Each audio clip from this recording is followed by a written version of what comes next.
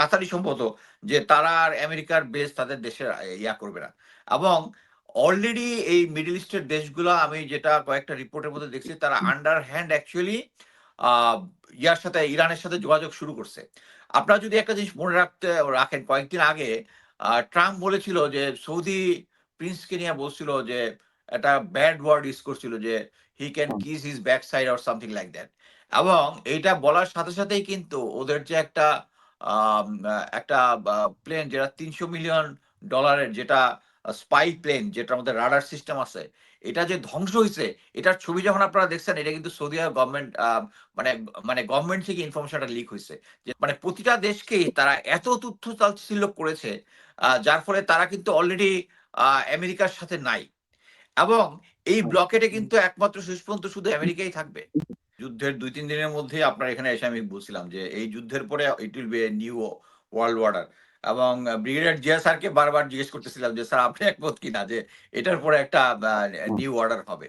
আমার কথা হচ্ছে, এই শুধু কাতার আর ইয়া না, তারা এখন বুঝতে পারছে যে এই যুদ্ধের সময় যখন তারা বিভিন্ন ড্রোন অ্যাটাক এর সম্মুখীন হচ্ছিল এবং যখন তাদের অ্যান্টি মিসাইল গুলা সব ড্রেন আউট হয়ে যাচ্ছিল, তখন লাস্ট যেগুলো ছিল এগুলো কিন্তু তারা ইসরায়েলকে পাঠিয়ে দিয়েছে। কারণ ইসরায়েলের অ্যাটাকটা বেশি হচ্ছিল ইসরায়েলকে।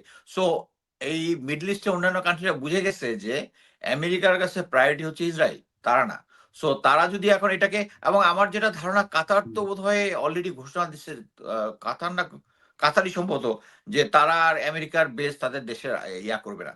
এবং অলরেডি এই মিডল ইস্টের দেশগুলা আমি যেটা কয়েকটা রিপোর্টের মধ্যে দেখছি, তারা আন্ডার হ্যান্ড অ্যাকচুয়ালি ইয়ার সাথে ইরানের সাথে যোগাযোগ শুরু করছে। আপনারা যদি একটা জিনিস মনে রাখেন, কয়েকদিন আগে ট্রাম্প বলেছিল যে সৌদি প্রিন্সকে নিয়ে বলছিল যে একটা ব্যাড ওয়ার্ড ইউজ করছিল যে he can kiss his back side or something like that. এবং এইটা বলার সাথে সাথেই কিন্তু ওদের যে একটা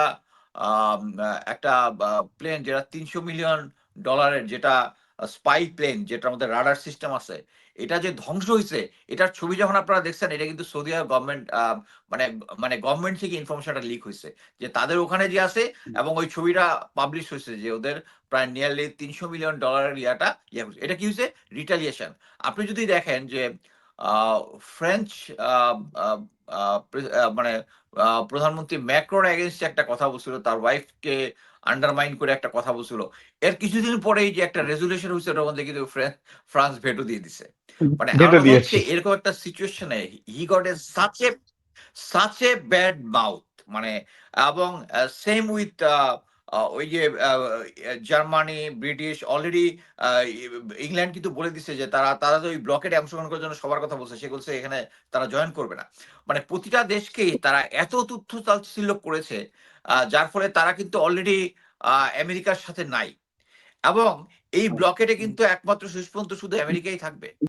এবং আমেরিকা থাকলে, এবং এটা অলরেডি মেজর আলতামাসু যেটা বলেছে, এবং আমি কিছু পড়াশোনা করে যেটা বুঝলাম যে তারা ওই যে যখন ইসরায়েলে তারা যখন হাইপারসোনিক মিসাইল গুলা ছোড়া শুরু করলো, তারা ৩,০০০ কিলোমিটার দূরে চলে আসছে মিসাইল রেঞ্জ থেকে। এখন ৩,০০০ কিলোমিটার দূর থেকে এই ব্লকেট দেওয়া কি সম্ভব? সম্ভব না।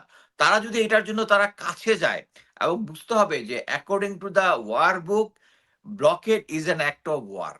সো ব্লকেড হচ্ছে একটা ওয়ার। সো একটা ওয়ারে আমরা যদি মনে করি যে তারা কিন্তু একটা যুদ্ধে অংশগ্রহণ করে নাই। এর আগের থেকে ইন্ডিয়ার সাথে ট্রেনিং করতেছিল ওদের একটা ডেস্ট্রয়ার, এটা কিন্তু আ ইয়া আমেরিকানরা ডুবাই দিছে। সো এই ব্লকেড হয়ে যাওয়ার পরে ওদের যে ওই যে ৩৪০ টার মতো রাফ এস্টিমেট যে ফার্স্ট অ্যাটাক বোট আছে, যেগুলা মিসাইল এবং টর্পেডো ছুটতে ওইটার সাথে ছুটতে এক্সপার্ট, এদেরকে অ্যাকচুয়ালি কন্ট্রোল করতে পারবে না। এবং এখানে একটা ইম্পোর্টেন্ট জিনিস হচ্ছে ডেডিকেশন। ইরানের কিছু হারানোর কোনো কিছু নাই। ইরান অলরেডি আ তাদেরকে যতভাবেই প্রেশার দেওয়ার চেষ্টা করছে যে তাদের নেভি নাই, এয়ারফোর্স নাই, ইয়া নাই। তারপরে ট্রাম্প কালকে বলতেছে যে হ্যাঁ, কিছু আ ফার্স্ট অ্যাটাক বোট আছে, এগুলোও যদি আসে এদেরগুলোকে ধ্বংস করে দিব। এগুলো আগে ধ্বংস করি নাই, মানে আগে কিন্তু বলছে নেভি শেষ। সো এরকম একটা সিচুয়েশনে আমি অ্যাকচুয়ালি রিয়েলি কনফিউজ। নরমালি যেটা হয়, একজন বুদ্ধিমান এনিমির সাথে যুদ্ধ করলে বোঝা যায় যে বুদ্ধিমান লোকটা কি করবে।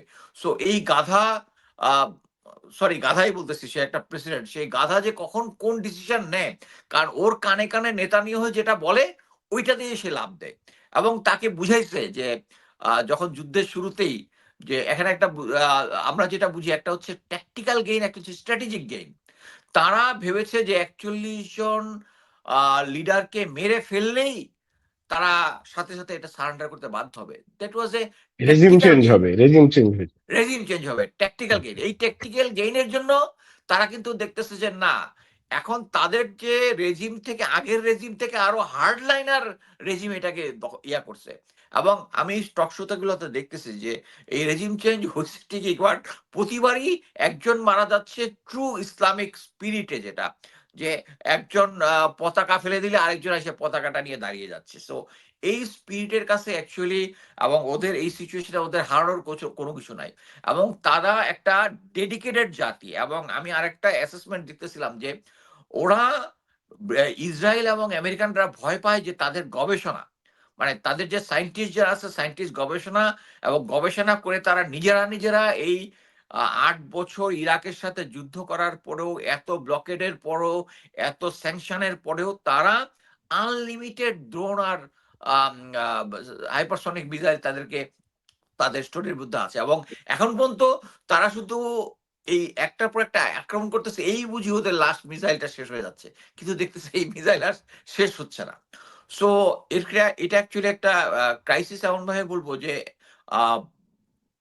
ট্রাম্প অ্যাকচুয়ালি এক্সিট ইয়াটা পাচ্ছে না। যদি তাকে এখন তার অ্যাডভাইজার গ্রুপ যদি এরকম বিএ পাস টাইপ থাকে তাহলে তো সম্ভব না। এবং এর মধ্যে যদি নেতানিয়াহু যে বুদ্ধিগুলা দেয়, এগুলা দিলে তো অ্যাকচুয়ালি এক্সিট স্ট্র্যাটেজিটা সফল হবে না। তো আমি মনে করি যে এই ব্লকেড যেটা, এটি will work for Iran, not for America. এবং কিছুদিন পরে আমার যেটা ধারণা, অ্যাকচুয়ালি ট্রাম্প তার এই টেনিউর শেষ করতে পারবে না, মিড টার্ম ইলেকশনের পরেই তাকে ইমপিচমেন্ট করা হবে। এবং আমি মনে করি যে, আমি এর আগেই বলছি যে মানে Trump will be the only president যে একটা যুদ্ধ শুরু করার পরে বাটনটা আরেকজনকে হ্যান্ড ওভার করতে হয় না, নিজেকেই এই বাটনটা ক্লোজ করতে হবে।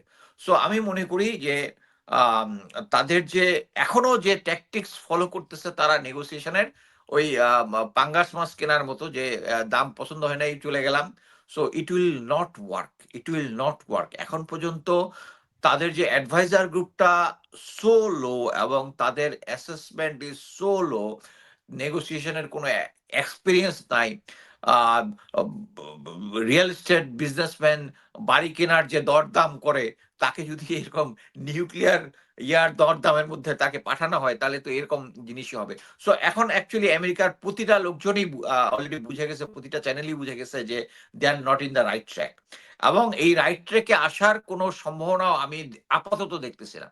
সো ওই ওদের যে ইরানের যে প্রধান মোহাম্মদ বাকির কালিবাফ, উনি যেটা বলছে যে এখন যে $৪ আপনি তেল কিনতেছেন, কয়েকদিন পরে $৮ হবে, তখন এটাই সস্তা আমার হবে। আমি মনে করি this is the right thing.